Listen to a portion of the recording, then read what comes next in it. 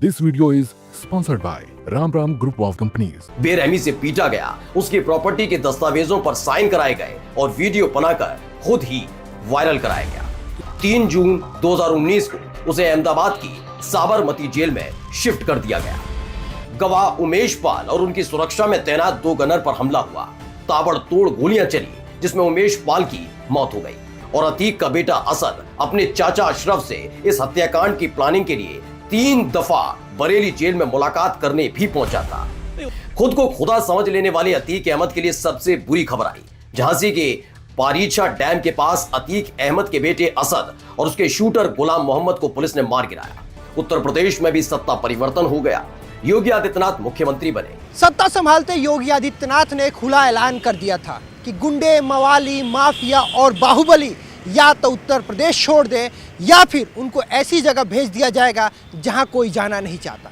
पहले इसे हल्के में लिया गया, लेकिन फौरन ही तबातोड़ इनकाउंटर शुरू हो गए। बड़े बड़े अफलातून घुटने के बल आ गए। सख्ती शुरू की, लेकिन ऐसा लगा जैसे योगी की सख्ती का असर अतीक अहमद पर नहीं पड़ा।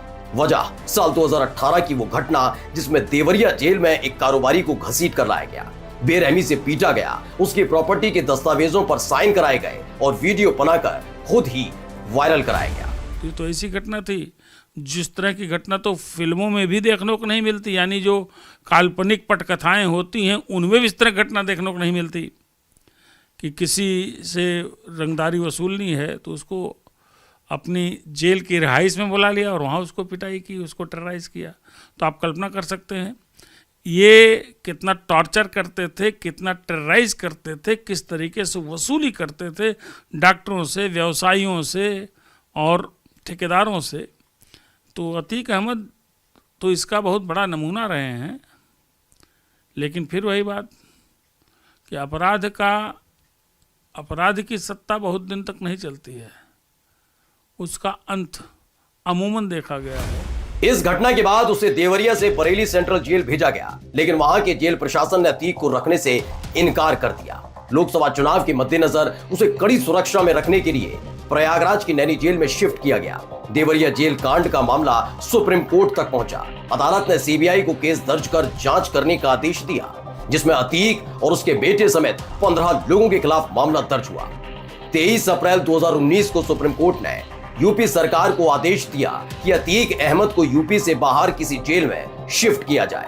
3 जून 2019 को उसे अहमदाबाद की साबरमती जेल में शिफ्ट कर दिया गया। तारीख 24 फरवरी 2023, जगह धूमनगंज, प्रयागराज।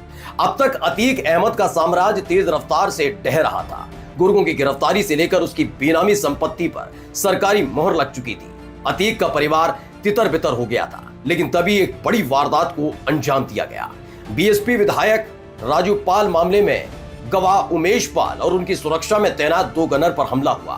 ताबड़तोड़ गोलियां चली, जिसमें उमेश पाल की मौत हो गई। वीडियो में अतीक अहमद का बेटा भी नजर आया। फिर शुरू हुई ताबड़तोड़ कार्रवाई।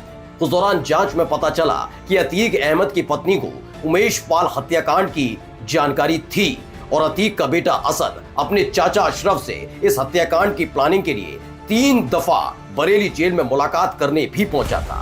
उमेश पाल गवाह थे राजू पाल हत्याकांड में। राजू पाल के मित्र थे और शायद दूर के रिश्तेदार भी थे। उमेश पाल लगातार अपनी ताकत बढ़ा रहे थे। उत्तर प्रदेश की मौजूदा सरकार, चूंकि बीजेपी की सरकार यहाँ पे है, तो वो बीजेपी के भी करीब थे, तो उनको सरकार का भी सपोर्ट एक तरीके से मिल रहा था, सरकार के सिस्टम का सपोर्ट मिल रहा था। और वो चूंकि एडवोकेट थे और जब वो कभी होस्टाइल होने की कोशिश भी की थी, उन्होंने जाके कोर्ट में दिया था, चूंकि अतीक अहमद का दबाव उन पे इतना था। लेकिन जब वो उन्हें सपोर्ट मिला सिस्टम का, तो उमेश पाल ने पूरे ताकत से इस केस की पैरवी शुरू की और इस केस में वो गवाही भी दिया उन्होंने। तो अतीक अहमद को लगा कि उनको सज़ा हो जाएगी। सज़ा होने के बाद, चूँकि सुप्रीम कोर्ट ने कह दिया है कि सज़ा होने के बाद अगर 2 साल की सज़ा हो गई तो आप चुनाव नहीं लड़ सकते हैं, तो राजनीतिक कैरियर ही उनका समाप्त होने की नौबत थी। लिहाजा उन्हें लगा कि अगर गवाह रास्ते से हट जाएगा तो केस अपने आप कमज़ोर हो जाएगा और गवाही नहीं होने से केस ख़त्म हो जाएगा। तो इसलिए उमेश पाल की हत्या पूरी साजिश के तहत कराई गई। तो खुल गई फाइल और फिर शुरू हुई अतीक अहमद परिवार के खिलाफ ताबड़तोड़ कार्रवाई। तारीख 13 अप्रैल 2023, जगह झांसी उत्तर प्रदेश। खुद को खुदा समझ लेने वाले अतीक अहमद के लिए सबसे बुरी खबर आई। झांसी के पारीछा डैम के पास अतीक अहमद के बेटे असद और उसके शूटर गुलाम मोहम्मद को पुलिस ने मार गिराया। इन दोनों पर उमेश पाल हत्याकांड को अंजाम देने का आरोप था। अतीक बुरी तरह से टूट चुका था। इस दौरान लगातार उत्तर प्रदेश पुलिस अतीक अहमद और अशरफ को इलाहाबाद हाईकोर्ट में सुनवाई के लिए ला रही थी। कहा जाता है कि जैसे ही असद के इनकाउंटर की खबर अतीक और अशरफ को मिली, वो कोर्ट में ही फूट फूट कर रोने लगे। जो शख्स अपने बाहुबल के दम पर लोगों को रुलाता था, वो उस वक्त बेबस और लाचार हो गया था। लेकिन उसे क्या पता था कि 2 दिन बाद ही एक बड़ा कांड होने जा रहा है। तारीख 15 अप्रैल साल 2023, जगह कॉलविन अस्पताल प्रयागराज। अतीक अहमद को अलग अलग मामलों की सुनवाई के लिए लगातार साबरमती जेल से प्रयागराज पुलिस वैन में लाया जा रहा था। वहीं बरेली जेल में बंद अतीक अहमद के भाई अशरफ के खिलाफ चल रहे मामलों की सुनवाई भी तेज हो गई थी। जब जब वो सुनवाई के लिए पुलिस वैन से प्रयागराज लाए जाते तो खुद की हत्या की आशंका हमेशा ही जताते थे और जेल से ही वीडियो कॉन्फ्रेंसिंग के जरिए सुनवाई की डिमांड करते थे। लेकिन प्रयागराज लाने का सिलसिला नहीं रुका और फिर हुआ बड़ा कांड जब देर शाम अतीक अहमद और अशरफ को कॉलविन अस्पताल मेडिकल के लिए लाया जा रहा था।